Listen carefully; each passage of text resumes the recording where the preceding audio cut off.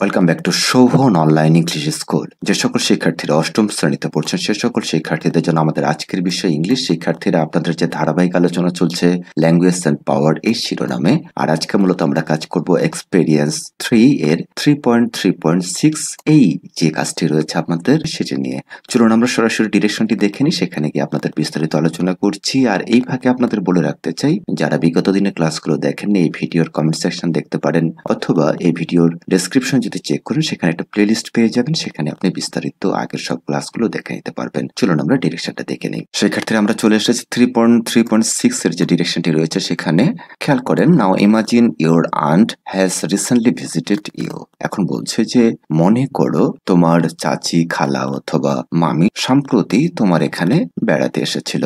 During her visit, তার অবস্থানকালে বা সে যখন তোমার বাসায় এসেছিল, you had a conversation with her about presentation skills. এখন যে বিষয়টি আপনাদের বলছে যে যখন আপনাদের বাসায় অবস্থান করছিল তার সাথে উপস্থাপনার দক্ষতা বিষয়ে আপনি তার সাথে কথোপকথন করেছিলেন। The speeches of your aunt is that conversation are given below. এখন বলছে সেই কথোপকথনে তোমার খালা অথবা মামি অথবা চাচির যে কথাগুলো ছিল তা নিম্নে দেওয়া হলো। দ্যাট মিনস আপনার চাচির বা খালার বা মামির কথাগুলো দেওয়া থাকবে আর আপনার কথাগুলো শুধু রেসপন্স করে লিখতে হবে। এটি হচ্ছে আপনাদের কাজ। এরপরে বলছে read them carefully to write your own speeches after your aunt's speech.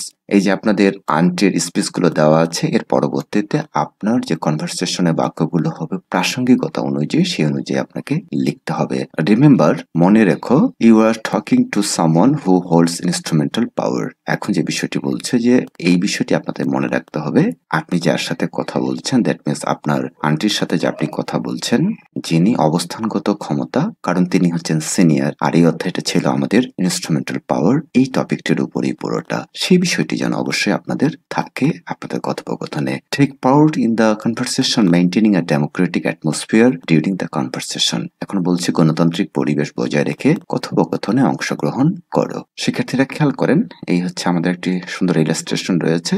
এখন এই ক্ষেত্রে এই যে আপনাদের আনসার গুলো দেওয়া হচ্ছে আর আপনারগুলো শুধু আপনাকে করতে হবে। এটি করার সময় অবশ্যই আপনাকে খেয়াল রাখতে হবে যেন ইনস্ট্রুমেন্টাল পাওয়ারের যে ক্যারেক্টারিস্টিক্স গুলো আমরা জেনে এসেছিলাম বা ফিচার্স গুলো, সেগুলো যেন আপনি অবশ্যই সুসম্পূর্ণভাবে অ্যাপ্লাই করতে পারেন। তো চলুন শিক্ষার্থীরা আমরা সরাসরি এর অ্যান্সার স্ক্রিপ্ট সহ আপনার এবং আপনার আন্টির যে কনভারসেশন গুলো হবে সবগুলো বাংলা সহকারে জেনে নেই। শিক্ষার্থীরা আমরা চলে এসেছি অ্যান্সার কি টু অ্যাক্টিভিটি 3.3.6। খেয়াল করেন, আপনাদের এখানে আন্টির কনভারসেশনটা দেওয়া ছিল এবং পাশাপাশি আপনার কনভারসেশনটা আমি যেভাবে দিয়েছি ঠিক এরকমও হতে পারে, অথবা আপনি এখান থেকে একটা ভালো ধারণা নিয়ে আপনার মতো করে সুন্দর করে লিখতে পারেন বা উপস্থাপনা করতে পারেন, কোনো সমস্যা নেই। আবার অনেক শিক্ষার্থী রয়েছেন এখান থেকে মুখস্থ করবেন, সেই কাজটি কিন্তু কখনোই করবেন না। আমরা আলোচনাটা শুরু করি। আন্ট বলছে, হাই, ডুইং সামথিং সিরিয়াস। এই যে গুরুত্বপূর্ণ কিছু করছো, আপনি বলছেন ঠিক এভাবে বলতে পারেন, অথবা আপনি আপনার মতো করেও বলতে পারেন। ইয়েস আন্ট, হ্যাঁ aunt, I have been working on improving my presentation skills lately. আমি ইদানিং আমার উপস্থাপনার দক্ষতা উন্নয়ন করার জন্য কাজ করছি। যে টপিকটা আপনাদের মূলত দিয়ে দিয়েছিল সিলেক্ট করে আলোচনায়, ডিরেকশনে আমরা যেটা পেয়েছিলাম। আন্ট বলছে, আর ইউ প্রেজেন্টিং এনিথিং? তুমি কি কিছু উপস্থাপনা করছো? আপনি বলছেন, নট এট দ্য মোমেন্ট, এই মুহূর্তে নয়, but I am looking forward to opportunities where I can showcase my skills. এই মুহূর্তে নয়, কিন্তু আমি সুযোগের অপেক্ষায় আছি যেখানে আমি আমার দক্ষতা প্রদর্শন করতে পারি। এরপর আন্ট বলছে, সাউন্ডস গ্রেট, শুনে ভালো লাগছে। So how you preparing yourself for the presentation?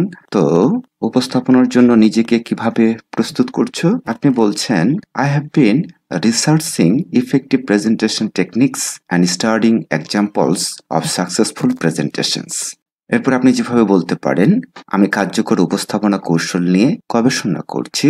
That means research করছেন। রিসার্চ শব্দটির অর্থ গবেষণা বা কোনো কিছু বিষয়ে গভীর ধ্যানে নিমগ্ন হওয়া। আর ইফেক্টিভ হচ্ছে আপনাদের কার্যকর, প্রেজেন্টেশন হচ্ছে উপস্থাপনা, টেকনিক্স হচ্ছে আপনাদের কৌশল, and studying examples of successful presentations, এবং সফল উপস্থাপনার উদাহরণ অধ্যায় করছি, কারা কিভাবে সফল হয়েছে সে বিষয়গুলো। I am also participating speaking and organising my thoughts.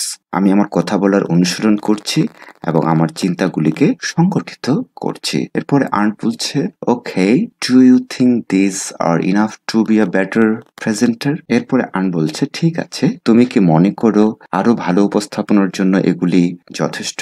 এরপরে আপনি বলতে পারেন এভাবে, I believe they are good start. আমি বিশ্বাস করি এটি একটি ভালো শুরু, but I am always open to learning more. কিন্তু আমি সবসময় আরো শেখার জন্য উন্মুক্ত বা শিখতে চাই। Do you have any suggestions for improvement? আপনি উন্নতির জন্য কোনো পরামর্শ দিতে পারবেন বা আপনি কি কোনো সাজেশন দিতে পারবেন আমার জন্য? আর্ট বলছে, ইন মাই অপিনিয়ন, আমার মতে you should talk to your teacher.